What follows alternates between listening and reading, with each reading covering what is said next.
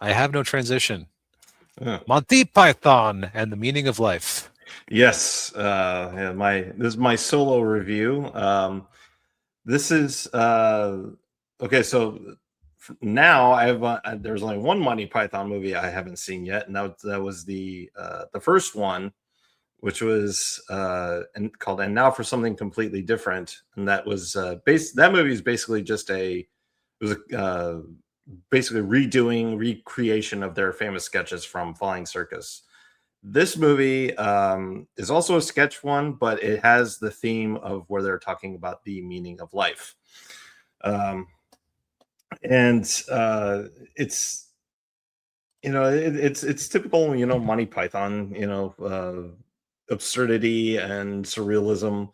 Um, and I remember I actually watched a documentary series about Monty Python, kind of like a retrospective. And this was by the way, this was the last Monty Python movie that they did, because by this point, like they'd all basically kind of gone off to do their own things, and so they're just like, they've they basically moved on from it. Like Terry Gilliam, for instance, had already started directing movies on his own. By the way, he directed the opening short at the beginning of the movie, and when you watch it, you can tell it's him just by the way the shot compositions are and everything. Um, but um, but yeah, so the movie is basically just a series of skits interconnected with the theme, talking about the meaning of life. You've got one segment about birth, and they show they have Cleese and Graham Chapman in there, doing a delivery, and it's just really weird. Like, bring in the machine that goes beep beep beep beep beep. Okay, tick, beep beep beep beep beep. They're like, oh, bring in the other machine. Oh yeah, that one cost 30,000 pounds. Oh yeah. um, and so there's that bit, and then of course then there's one of the famous songs from the movie. Every sperm is sacred. Every sperm is great. Because Michael Palin and Terry Jones, who plays the wife, they're Catholic, and they have like 50 kids, and they're like, oh, Catholic Church, they won't let me wear the rubber, so we keep having kids. And I'm trying to remember, and then of course there's the other one with the fish, where they're all swimming around, with their heads transposed on fish bodies, and then he Yes, yeah, also, I know I've yeah, seen this movie, but that bit just did not stick with me. yeah. Well, it's very quick. I mean, it's only it's not a very long little bit in there. Of course, then they have the I wonder where that fish did go. Oh, that's what that's from. Yeah, Okay. yeah. A fish, a fish, a fishy. Oh, um, and but the bit that I think was probably the funniest was the Mr. Creosote skit.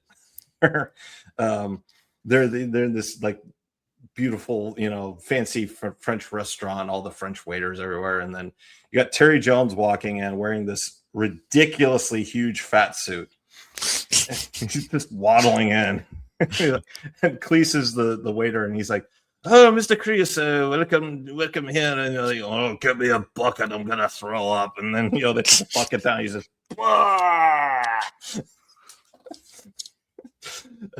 and of course, all the other diners are just like, "Oh god."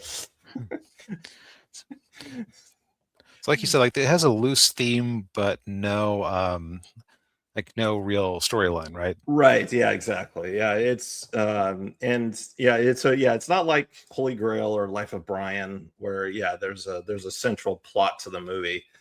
And I will say, overall, it's there. Some of the skits are pretty funny. Some of them were kind of like, okay, that was all right.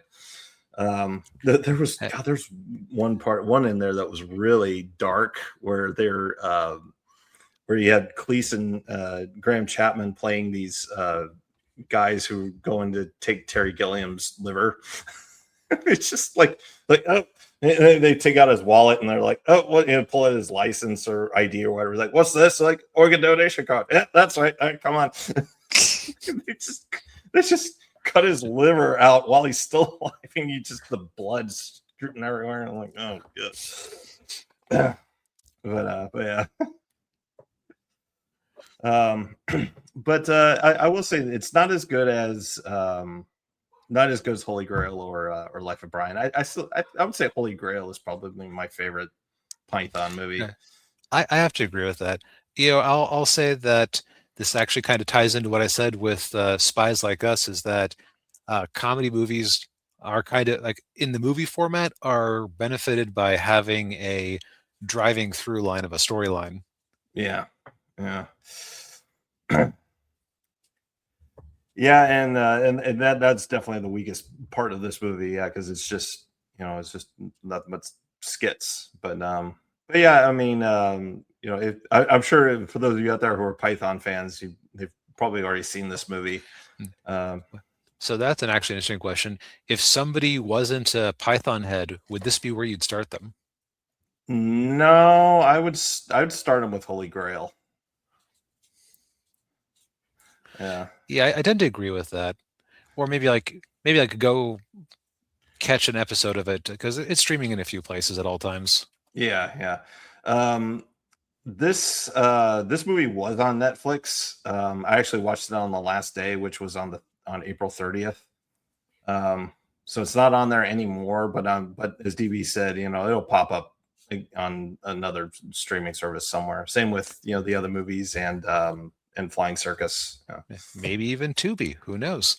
Yeah, that seems like exactly the sort of thing where it would end up on Tubi intermittently. Yeah. Oh, yeah. And let's just say some of the Python guys probably need the money. So, Yeah. Yeah. They actually did it was back in 2016, 2017. They did their last live show, which was like a week-long thing. And the reason they did it, the joke reason they said was because they needed to pay Terry Jones's mortgage. But the reality was that they had a lawsuit where they were being sued by one of the producers of Holy Grail over like the royalties and the licensing and everything. And apparently it really dragged out for a long time. And Cleese said, yeah, we should have just settled with the guy. Yeah, because they just blew through all their money. So they had to do this show to recoup their losses. But, yeah. But yeah. Yep.